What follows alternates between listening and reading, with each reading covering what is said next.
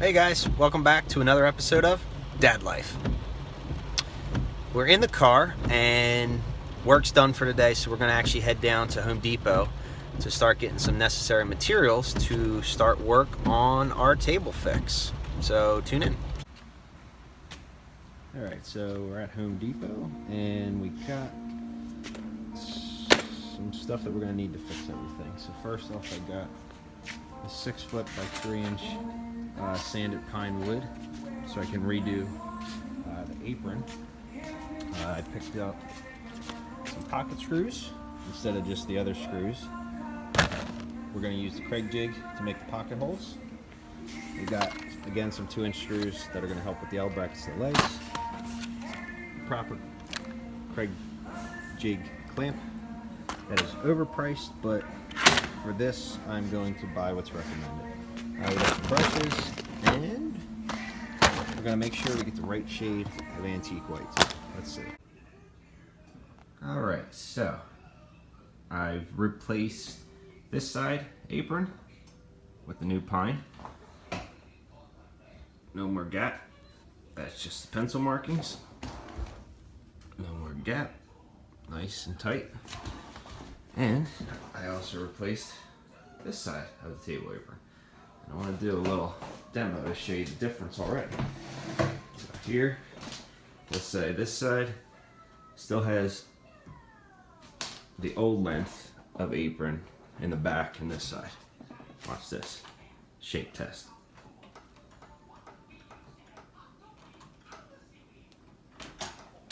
Okay. This side, sit down so I get a better view. Shake test. So again,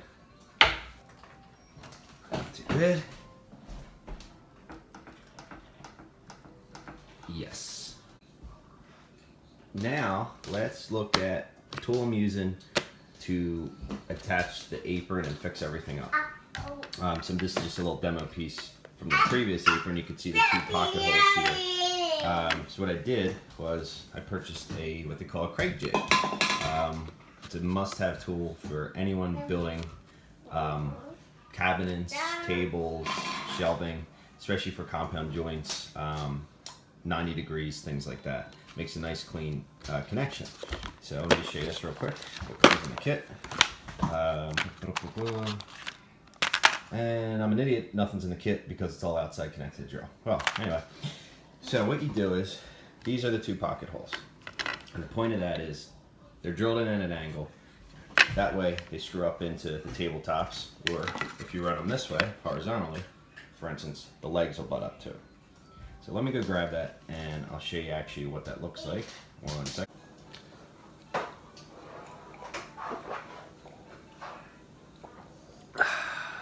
Strong brew this morning. Real this time. Alright, sorry about that. I had to grab the Kreg jig, some tools, and my toddler had an explosion, so I had to clean that up, and she was screaming for mini wheats. So I had to get her the mini wheats, and then she was feeding the mini wheats to my dog. So I'm back. Alright, I'm going to turn the camera around. Alright, so here is the basic Kreg jig kit. I'm sure everyone's loving this editing, so if anyone is listening, you know, like the 3 subscribers I have right now, and my channel on, if you guys want to send me any editing software, I'll be happy to use that and make phenomenal movies with amazing graphics. Anyway, so here's a basic kit, Kreg jig. Here's a Kreg jig, pocket holes, boom. Here's your drill bit. What you do is, you'll see it has a super fine specific bit that is definitely not, if it'll focus, there you go. It's definitely not a standard drill bit by any means, so don't just try to grab any drill bit or try to make some kind of concoction. If you're going to do this and you want the right result, this is even for someone like me, where I'm going to say, buy the right tool. So first, you're going to decide the thickness of the pieces you're drilling the pocket holes into. Boom, 2 pocket holes. So for instance, flip it over, you already know this, 3/4 inch thickness. Looks like an inch, always measure 3/4 inch thickness. So you go to the little graph that they very casually give you, and you see 3/4 inch. You insert the drill tip into the top of the pocket all the way up and tight, giggity, and then match up again the width the widthness. The width. I'm like Mike Tyson, the widthness. Match up the width, 3/4 inch. Put your lock collar on the drill bit and lock it with the Allen key that they supply. Now we're going to pick up the Kreg jig tool and we're going to match the thickness of your wood. So again, here's the arrows.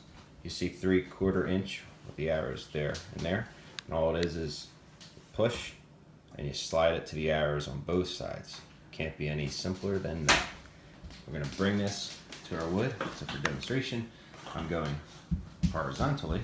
So you're going to say, okay, this would be your leg, my hand. So if you want to drill the screws in that way, match it up, and you just kind of think about it, you visualize it. All right, we're drilling the screws in.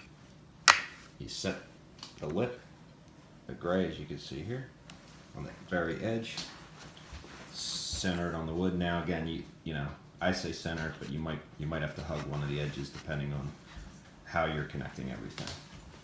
And then we're gonna go over here and grab the actual Kreg Clamp. So here is the huge Kreg Clamp. And I was very reluctant to buy this because it is about 27 or 28 bucks for a clamp. And any homeowner or car guy knows you can basically go to Harbor Freight and probably get it for 10 to 15 bucks. However, because it's made by Kreg, it actually has the mounting pad, the proper size, to slide in to the plastic pad on the actual Kreg jig. So you'll also see here, super easy. That's how you loosen and tighten how, I guess you would say how tight the clamp itself clamps down with the force. So turn it one way and other way, minus sign, loosens the strength of the clamp. So once you insert the clamp onto the mounting pad, again you see the edges of the Kreg jig flush with the end of the wood. Clamp it down. I'll use my arm. Okay, that was a lot harder than I thought. And now it's clamped. It's not going anywhere. You're gonna run your drill bit through here. Just make sure this doesn't move left to right. Run your other drill bit through here, and you'll have two nice pocket holes. Also, make sure you use the right pocket hole screws. It's not a gimmick, they're actually meant for it. It'll seat right and it'll be exactly what you're looking for in terms of making it nice and flush, the head of the screw all the way in, but also a nice tight finish for your connection. All right. Red room. All right, so let's show you the finished product so far. Let's turn this around.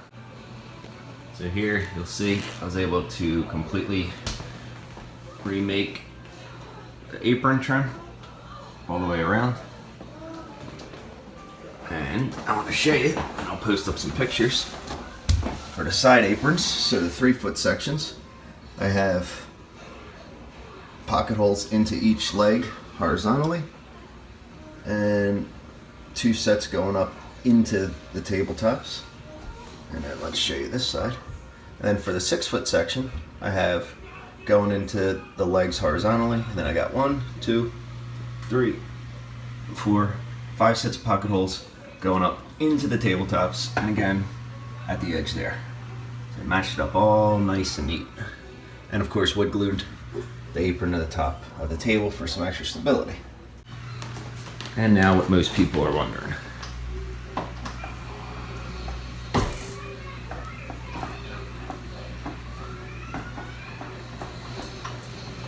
Much sturdier, much better. Shake test complete. Now I actually feel comfortable. It's, hear how much more solid it is? Before it sounded like an old mattress from an old Motel 6.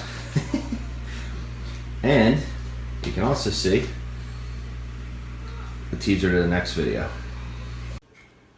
Okay guys, so this is going to be a quick little recap of what we've seen in part 1 of our farmhouse table fix video.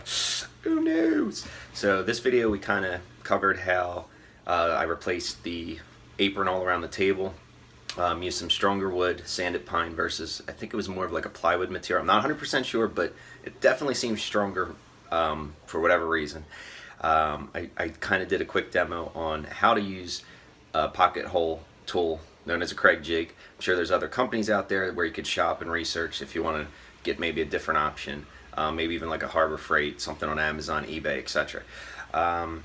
We did our little shake test to show that the strength and rigidity has improved just by adding, of course, the wood glue, extra connection points. It's definitely a more solid table. That's a good thing. I now feel safe to have my kids sitting there, even though the table's not finished, but at least it's not going to fall on them. So, geez.